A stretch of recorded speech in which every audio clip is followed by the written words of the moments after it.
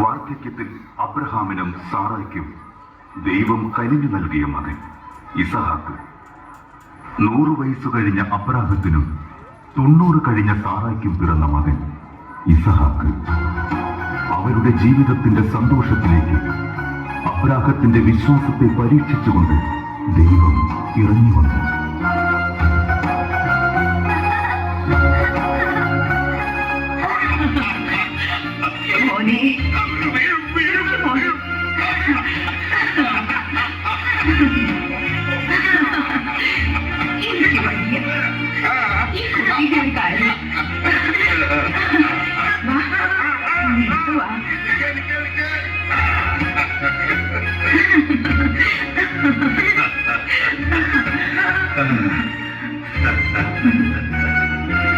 വാർദ്ധക്യത്തിൽ ദൈവം നമ്മോട് കാണിച്ച കരുണ.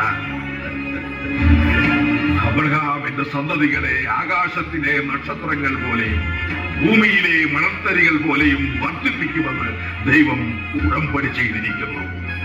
ഈ മകനിലൂടെയാണ് ഒക്കെയും സഫലമാവുക. നീ കാണുന്ന പ്രദേശമെല്ലാം നിനക്കും നിന്റെ സന്തതി പരമ്പരകൾക്കും അവകാശമായി തരുമെന്ന് അരുളി ചെയ്യുന്ന ദൈവം, നിന്റെ പരിചയവും അഭയവുമായ ദൈവം, വാഗ്ദാനങ്ങളിൽ വിശ്വസ്തനായ ദൈവം.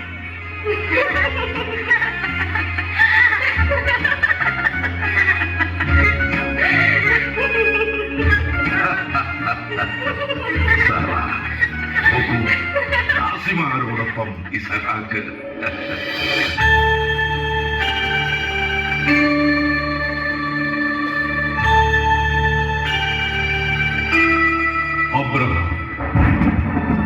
അബ്രഹാം, ഇതാ ഞാൻ.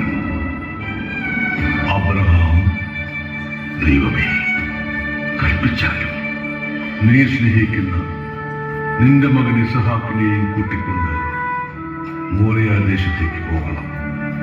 കർത്താവേ, മോറിയായി ഞാൻ കാണിച്ചു തരുന്ന മലമുകളിൽ നീ ഒരു ബലിവേദി ഒരുക്കണം. ആ ബലിവേദിയിൽ നിന്റെ മകൻ ഇസഹാക്കിനെ എനിക്കായി ദഹന ബലി അർപ്പിക്കണം. ദൈവമേ, വാർദ്ധക്യത്തിൽ എനിക്ക് തന്ന പകനെ, അയ്യോ, ഞാൻ സാറായോടെന്ത് പറയും? ഞാൻ എന്റെ മകനോടെന്ത് പറയും? ദൈവമേ, നീ അബ്രഹാമിനോട് പറഞ്ഞ വാഗ്ദാനങ്ങൾ ഇല്ല. ഒരുപക്ഷെ ഇതൊക്കെ എന്റെ തോന്നലുകളാണ്. അല്ല, ദൈവം ഒരു തോന്നലല്ല. ഞാൻ കണ്ടറിയുന്ന, ഞാൻ അനുഭവിച്ചറിയുന്ന സത്യമാണ്. ഈ നിമിഷങ്ങളിൽ ഞാൻ എന്താണ് ചെയ്യുക? ഞാൻ എന്റെ മകനെ കൊണ്ട് എവിടെയെങ്കിലും ഓടി ഒളിച്ചാൽ? ഇല്ല. ഈ പ്രപഞ്ചം നിറഞ്ഞു നിൽക്കുന്ന ദൈവത്തിന്റെ കൺമുന്നിൽ നിന്നും അബ്രഹാം ഇവിടേക്ക് ഒളിച്ചോടാൻ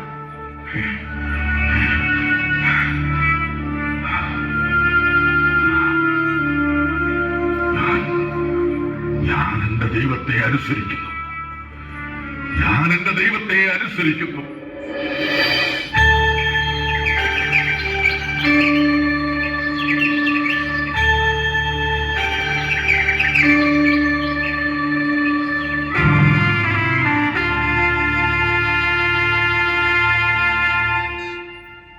കഴുതയ്ക്ക് ജീനിയിട്ടോ? ബലിക്ക് വേണ്ട വിറകും കീറിവയ്ക്കുക. യാത്രയ്ക്ക് തയ്യാറായിക്കോളും. ഞങ്ങളെത്തി. ശരി. എവിടേക്കാ ഈ പുലർച്ചയ്ക്ക്? മോറിയ ദേശത്തേക്ക്. മോനെ ഒപ്പം കൂട്ടുന്ന പതിവില്ലല്ലോ, പിന്നെന്തിനാ ഇസഹാക്കിനെ ഒപ്പം കൂട്ടുന്നത്? ഇസഹാക്ക് ദൈവത്തിന്റെ മകനല്ലേ? ദൈവം തന്ന മകനല്ലേ? ദൈവത്തിന് ഒരു ദഹന ബലി അർപ്പിക്കണം. അതിന് സന്തോഷിക്കുകയല്ലേ വേണ്ടത്? എനിക്ക് സന്തോഷം. മനസ്സോടെ ബലി അർപ്പിക്കണം, പൂർണ്ണ സന്തോഷത്തോടെ. എങ്കിലേ ദൈവം പ്രസാദിക്കും.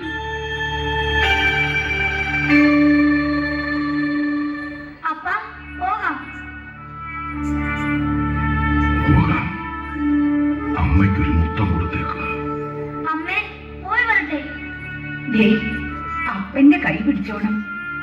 ദൈവത്തിന് ബലിയർപ്പിക്കുമ്പോ നന്നായി പ്രാർത്ഥിക്കണം. കനിവിന്റെ നിധിപേടകത്തിൽ നിന്നും അനുഗ്രഹങ്ങൾ വാരിക്കോരി തരണേന്ന്. ദേ, മോനെ സൂക്ഷിച്ചോണേ. വേഗം മടക്കി കൊണ്ടുവരണം. എനിക്കിതിനെ പിരിഞ്ഞിരിക്കാൻ കഴിയില്ലെന്നറിയാലോ.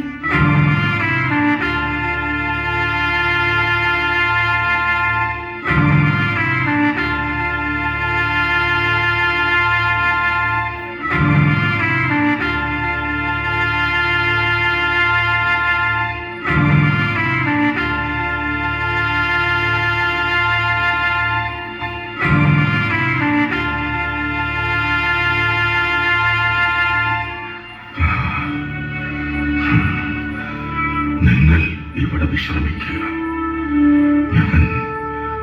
ഞാൻ മോനോടൊപ്പം പോയി ദൈവത്തെ ആരാധിച്ചിട്ട് മടങ്ങി വരാം.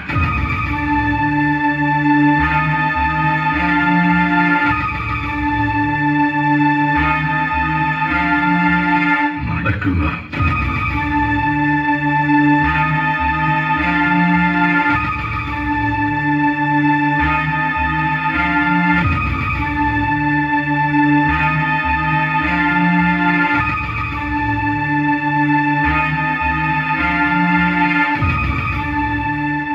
അപ്പ, നമ്മൾ ഒരു കൂട്ടം മറന്നു.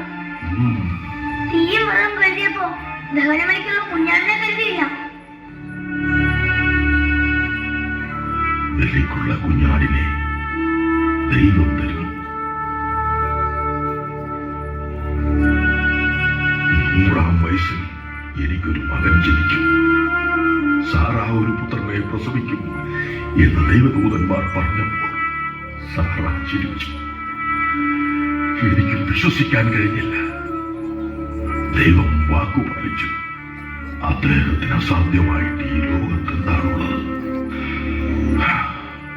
നീ അബ്രഹാമിന്റെയും സാറായുടെയും മകനല്ല, ദൈവത്തിന്റെ മകനാ. അബ്രഹാം തേരാഗിന്റെ പുത്രനല്ല, ദൈവത്തിൻ്റെതാ. ഈ ലോകവും അതിലെ സമസ്ത ജീവജാലങ്ങളും ദൈവത്തെ അവകാശപ്പെട്ടതാ. മനസ്സിലാകുന്നുണ്ടോ മോന്? മനസ്സിലാവുന്നുണ്ട്. ഇസഹാക്കിന്റെ അവകാശി ആരാ? ദൈവം. ആ ദൈവം നിന്നെ മടക്കി ചോദിച്ചാൽ അപ്പ,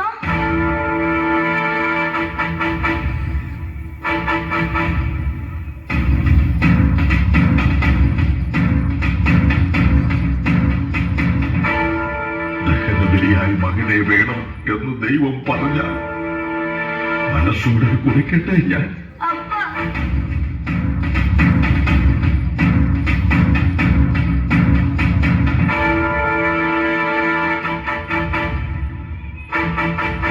കർത്താവേ, ഇതാ ഞാൻ ദഹനബലിയായി എന്റെ മകനെ അങ്ങേക്ക് സമർപ്പിക്കുന്നു.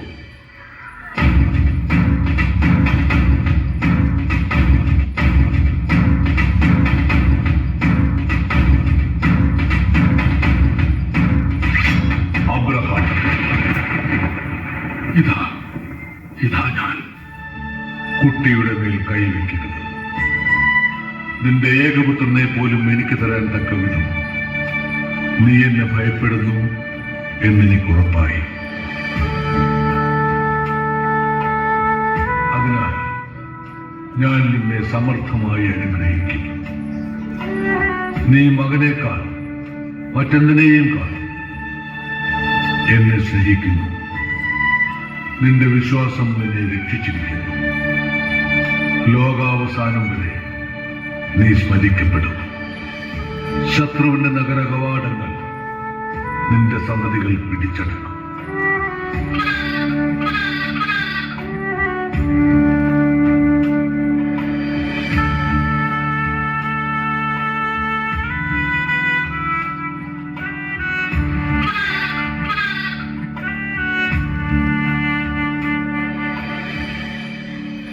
ഇസഹാക്കിന്റെ വിശ്വാസം നമുക്ക് പാഠമാക്കണം. ലോകത്ത് മറ്റെന്തിനേക്കാൾ ദൈവത്തിൽ വിശ്വസിക്കുന്നവരെ ദൈവം സമൃദ്ധമായി അനുഗ്രഹിക്കും.